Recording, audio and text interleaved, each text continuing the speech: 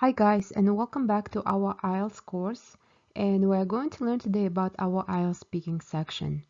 We'll review different strategies and tips and how to complete this section, and we'll learn about part 1, 2, and 3. And before learning about each part of the IELTS speaking test, we're going to have a brief overview. So in your part 1, you are going to have a general questions about yourself and everyday situations. So you'll have everyday vocabulary that you can use at home, at supermarket, at school, and so on. And also you'll be using different tenses, verb tenses, that you apply in your daily life. Your part 2 is going to be about a speak on a topic given by the examiner. So this is a very important part of the test because you'll get to show your ability of speaking English for a longer period of time. You need to introduce your talk, you need to pay attention to question words, and also you should be able to express your personal feelings. And the final part 3 is going to be about a conversation on abstract topics, where you have to do the same to introduce your topic and support your topic with supporting details and make some clarifications if you have to. So this is our brief overview to the IELTS speaking test. And in the following slides, we will be learning about part 1. And now we are going to discuss our part 1, which is going to be about everyday vocabulary words. Remember, when you're completing this type of task, it is very important for you to know vocabulary about daily topics that will help you to talk about yourself and everyday situations such as work, study, hometown, favorite food, hobbies, your favorite pets, so things like that. You have to make sure you are familiar with these topics and you know what kind of words to use when you talk about them. Important things to remember here also, not giving short answers. So make sure you do not answer with yes, no, I don't know type of responses, because at this point your examiner won't be able to see how much you can speak in English and how well you can speak English. So make sure you know these topics and your response is at least 2-3 sentences long. And remember, it's very important not to memorize your answers, because sometimes when students memorize the answers, they don't sound natural. So this is one of the biggest mistakes. Even though sometimes you make grammatical mistakes, it's totally fine. The most important point when you are completing your part 1 to be natural and be able to talk about general topics about everyday life. And now we are going to talk about verb tenses and their importance in the speaking test. Remember, you need to pay close attention to the verb tense that the examiner uses. Also listen for the tense markers in the examiner's question, because this will help you determine in which tense you need to speak. There are some common tense markers we have on the slide, and the first one we see about present tense. When you hear the words now, at this moment, presently, these days, usually, and questions beginning with do and does, that means you need to speak in the present tense. If you hear the following words such as in the past, when you were younger, when you were a child, before, or question beginning with did, that means you need to speak in the past tense. And the next one is the future. And if you have to speak in the future, you need to pay attention to the words such as in the future, in a few years, later, or questions beginning with will, and are you going to. So pay close attention to these tense markers and always listen carefully how the question begins when the examiner speaks. This will help you determine in which tense you need to talk. Here you have part 1 example prompt. In your part 1, your examiner is going to ask you about yourself and the things you like to do daily. So the questions can be about your daily life, such as your hobbies, your favorite subject, about your family. You never know what is going to be on the test, but these are common topics you need to be prepared for. So your examiner, he or she might announce a topic. So for example, he or she might say, let's talk about your hometown or village. And then he or she can ask you follow-up questions about town or village. For example, They can ask you, what kind of place is it? What's the most interesting part of the town or village where you live? What kind of jobs do the people in your town village do? And would you say it's a good place to live and why? So examiner can ask you different questions about 2 or 3 topics. More question he or she asks you, it means you are not probably talking enough and your responses are short. So make sure when you're answering, you are not having responses with yes or no question like answers. So try not to respond with yes, no, I don't know, or maybe. So make sure your responses are complete and you have at least 2-3 sentences. So that's all we have for the part 1. And the prompt you see, it's an actual prompt from the authentic IELTS test. So you need to be prepared to talk about everyday vocabulary, everyday activities, and of course about yourself. IELTS Speaking Strategies and Tips, Part 2. And now we're going to talk about Part 2. In Part 2, you have to speak on a topic given by examiner. You'll be given a card with various questions, and then you have to prepare for 1 minute and take notes before start speaking. Once 1 minute is up, you'll introduce your topic and you'll speak for 2 minutes until the examiner will ask you to stop. So make sure you speak as much as possible and don't end your speaking until the examiner asks you to do so. Remember, introducing your topic is very important because it will help your examiner follow your ideas and know what you're going to talk about. So, for example, you can begin your speech by saying something like this: I'm going to talk about, or I'm going to discuss about. So, make sure you introduce your topic using such words. And also keep in mind, using transition words are very important. Transition words we have such as first of all, however, for example, finally, and so on. So make sure you're using them because that will help your examiner to understand your ideas better, and also that will help him to follow them better as well. Also important point here to remember is that you need to talk a lot and you need to make sure you are speaking spontaneously. So you are not memorizing some specific sentences or vocabulary words, but using your own words. And now we are going to discuss our Part 2 example prompt. As you remember, in Part 2, you'll be given candidate task card. You'll be asked to do the following as an example we have on the slide. Describe something you own which is very important to you. You should say where you got it from, how long you have had it, what you use it for, and explain what is important, why it is important to you. So when you have a task like this, you'll have 1 minute to prepare before you speak. And then once 1 minute is up, examiner will ask you to start speaking. So you'll have 2 minutes to speak and show your ability of speaking English. So you should try to speak as much as possible.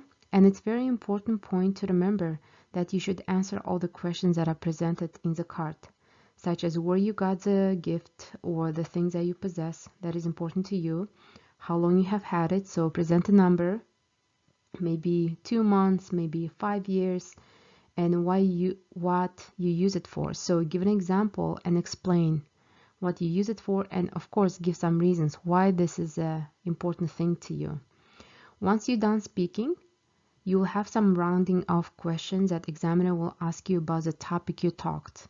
So they might sound like this: is it valuable in terms of money, and would it be easy to replace? So remember that you should not give yes or no, I don't know, maybe kind of answers, and you should speak in 2-3 complete sentences. And now let's take a look how to take notes. For example, you'll have a candidate card that will ask you to do the following: describe a trip you have taken recently.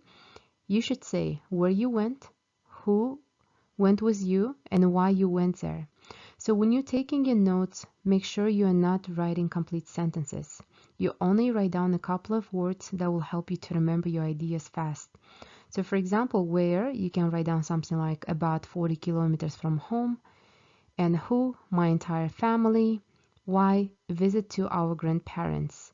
So remember, you shouldn't write complete sentences because while speaking and when you try to read them, you'll get more confused. So you only need to see the words, the keywords that will help you to remember your ideas and continue to speak about your topic. So taking notes should be real fast, and you have to make sure you are covering the most important points like where, who, and why. Now we're going to discuss about personal feelings. Showing your personal feelings is very important during your part 2. And remember, in the last part of the part 2, you'll be asked to explain something about your personal feelings about the topic. For example, why it is important to you, or why you like it, or maybe why you dislike it. So the main strategy here is to think of 3 logical responses to the questions, then say a couple of sentences about each one. So for example, you have a reason 1, why you like it, then you present supporting details and show an example. And remember, do not memorize your response.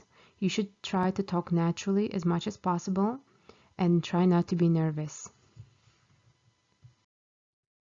And here we have example of students' response for the part 2. Read carefully, and this will give you an idea how to respond to this type of task.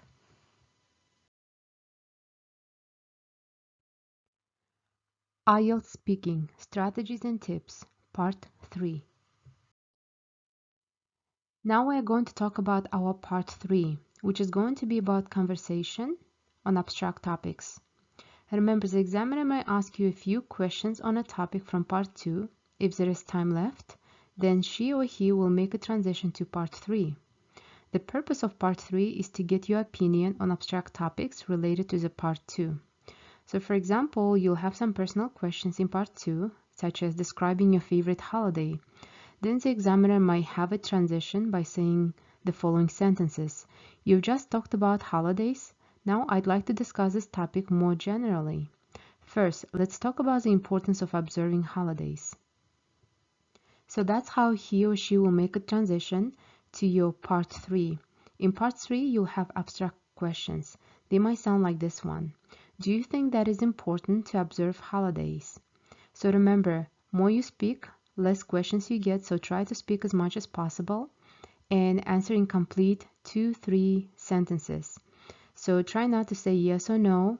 Remember, more you say yes or no, more questions you are going to receive. And if you feel confident to speak about certain topics, you can show your opinion, you can present your examples and maybe some experiences or reasons you have.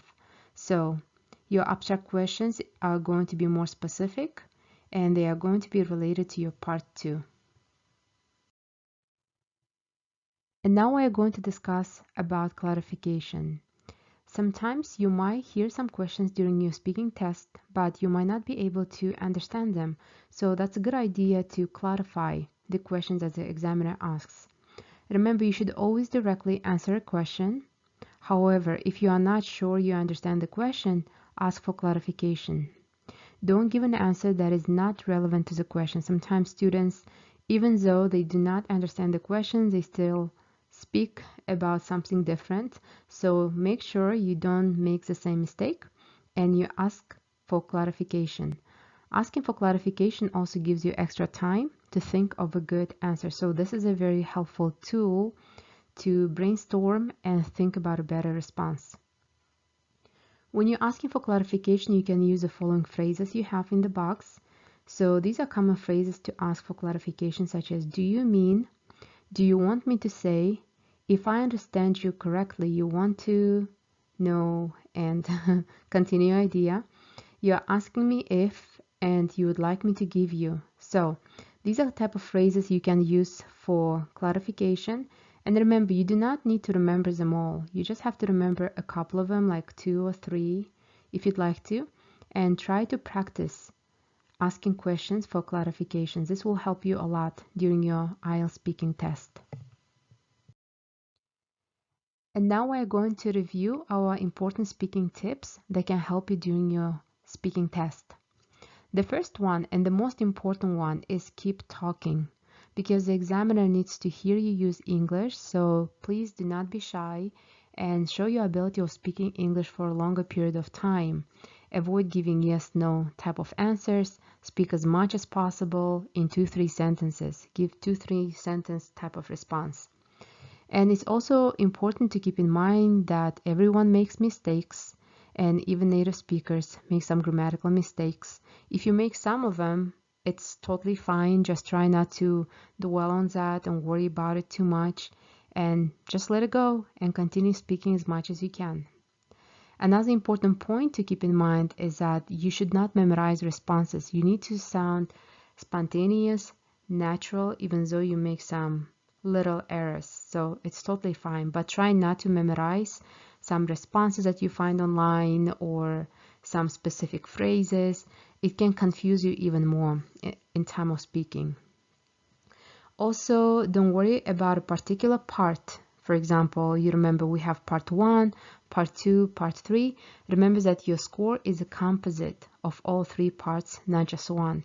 So even though you don't, for example, you didn't do well on the part 1, always try to do better in the next part, okay? And also keep in mind about your preparation time. In part 2, you'll be given 1 minute. So make sure you read your card, you prepare yourself, and you think about what to say during that time.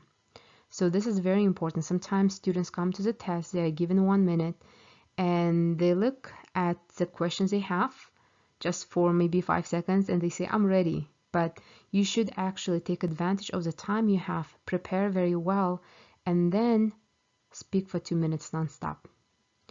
And again, don't worry if the examiner stops you, because each part has a time limit. So if examiner stops you, it doesn't mean that you did something wrong or something went not well. It's totally fine. Just move on to the next part. And again, be enthusiastic, show your positivity. And I'm sure if you show your interest and you speak a lot, you are going to do very well on this part of the test. And now we are going to review our final slide, which is going to be a recap to the things we studied today. As you remember, you'll have 3 parts to complete your speaking section, and you'll be given 11 to 14 minutes. Remember, more you speak, longer your test is going to take. Less you speak, shorter the test is going to be. In your part 1, you'll have 4 to 5 minutes to speak, and your preparation time is going to be none, so it means you won't have any time to prepare. It's going to be an interview type of task. And task 2 is going to be 3 minutes, so you'll have 1 minute to prepare and 2 minutes to speak. Part 3 is going to be 4 to 5 minutes, and you'll have no preparation time. Most of the time it's a follow-up questions about your part 2. So that's what we have for our IELTS speaking. And you just have to keep in mind to be spontaneous and sound natural.